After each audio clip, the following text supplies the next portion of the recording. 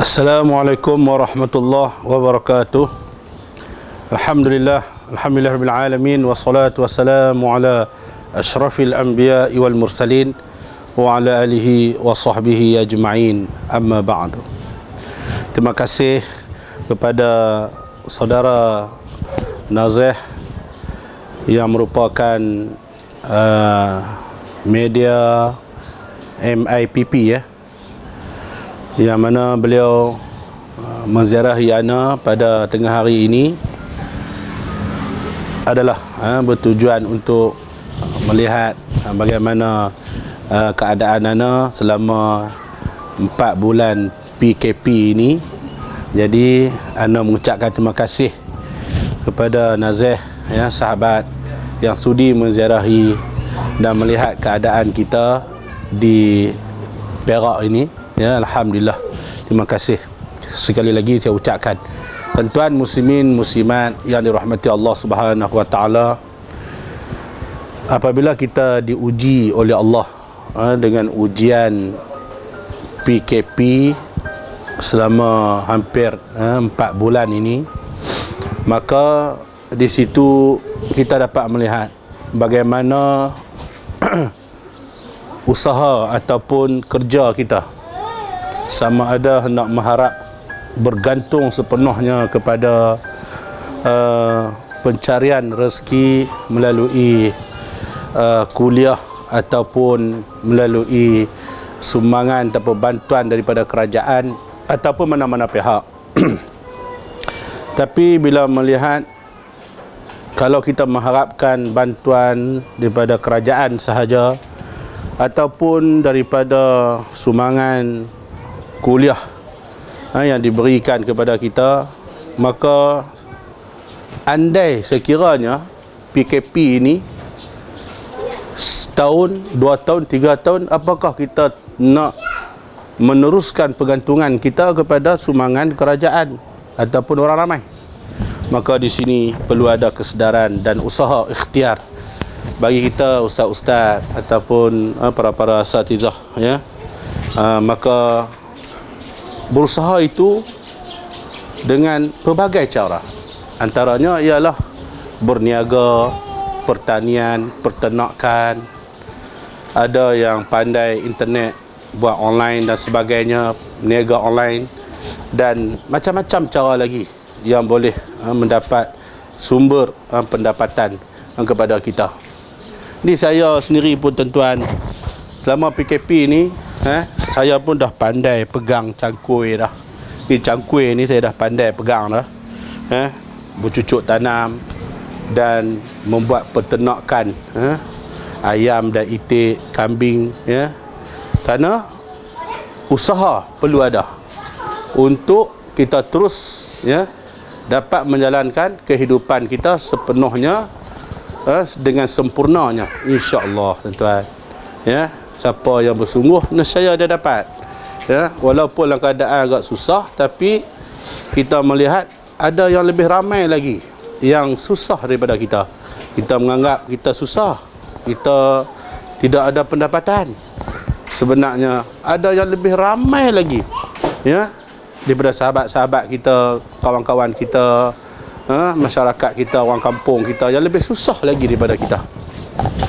Maka di sini satu pengajaran ataupun kita panggil sebagai suatu muhasabah untuk diri kita, bagaimana untuk kita nak menjadi hamba Allah yang sentiasa bersyukur dan bertakwa kepada Allah, ialah meneruskan kehidupan dengan melakukan amalan kerja seharian dan melakukan amal ibadah seperti biasa.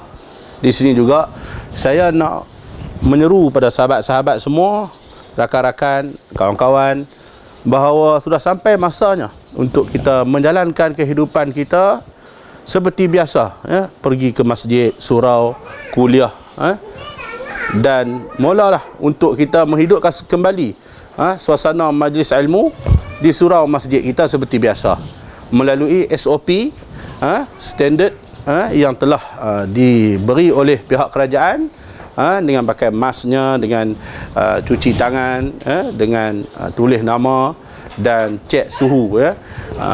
Jadi perkara ini boleh dibuat, sedangkan ada di kalangan segelintir masyarakat kita menganggap bahawa tak perlu ada lagi, ya, perlu biar betul-betul COVID-19 ni selesai barulah kita hidupkan kembali surau masjid. Tuan-tuan, jika ditakdirkan sampai bila-bila COVID-19 ni masih ada, adakah kita nak menyatakan bahawa tak perlu ke surau dan masjid? Sampai bila? Sampai bila kita masih lagi dalam keadaan tak perlu ke kuliah, tak perlu berjemaah?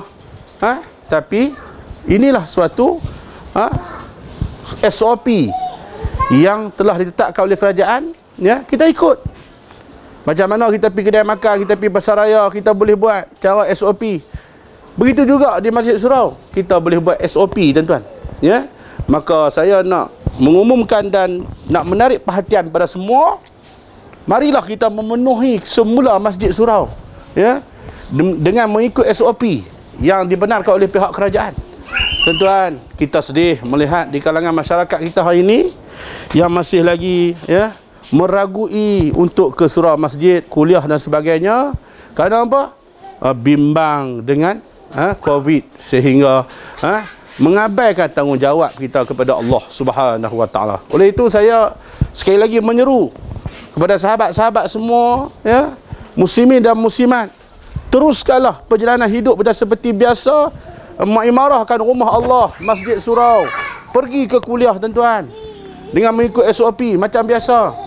Dan masjid-masjid surau yang belum membuat kuliah ataupun belum start kuliah, maka teruskan mulai bulan 7 ni buat kuliah macam biasa, tuan-tuan. Buat macam biasa, ikut SOP, ya.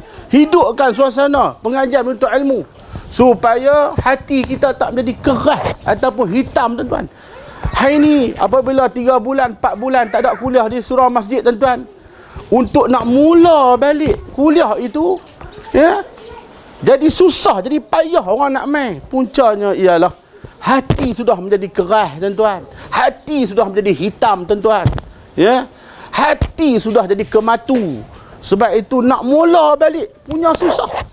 Kenapa? Kerana kita meninggalkan rumah Allah, meninggalkan jamaah, meninggalkan kuliah, meninggalkan majlis ilmu, ya. Inilah puncanya. Sebab itu, ya, untuk nak melembutkan hati kita semula, untuk nak membersihkan jiwa kita semula, untuk nak mendapat keredaan daripada Allah semula, maka teruskanlah perjalanan hidup kita dengan norma baru.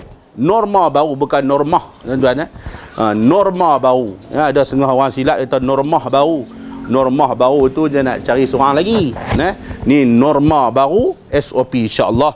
Terima kasih sekali lagi saya ucapkan kepada semua muslimin dan muslimat, ya, kerana dapat pergantungan kita kepada Allah Subhanahu Wa Taala bukan saja bergantung kepada kerajaan ataupun sumbangan orang ramai, bahkan usaha ikhtiar, untuk meneruskan perjalanan hidup kita.